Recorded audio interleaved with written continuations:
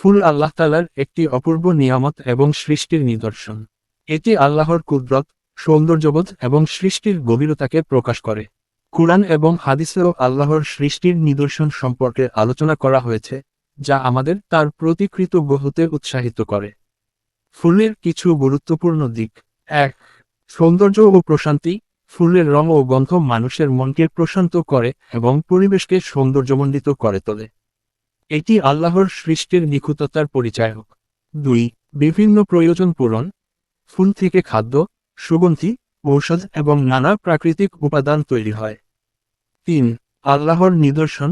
কুরআনে বলা হয়েছে, তুমি কি দেখ না যে আল্লাহ আকাশ থেকে পানি বর্ষণ করেন এবং তার দ্বারা উৎপন্ন করেন বিভিন্ন রঙের ফলমূল। সূরা ফাতির ৩৫-২৭। এই আয়াতে আল্লাহর সৃষ্টির নিখুঁত ব্যবস্থাপনা তুলে ধরা হয়েছে। ৪. ধারণা ও শিক্ষার উৎস।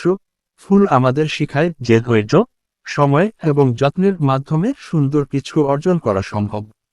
ফুলের সৌন্দর্য এবং এর নানাবিধ উপকারিতা দেখে আমরা বুঝতে পারি আল্লাহ আমাদের জন্য কি পরিমাণ দয়া ও অনুগ্রহ করেছেন। এজন্য আমাদের উচিত তার প্রতি কৃতজ্ঞ হওয়া এবং এই নিয়ামতের যথাযথ ব্যবহার করা।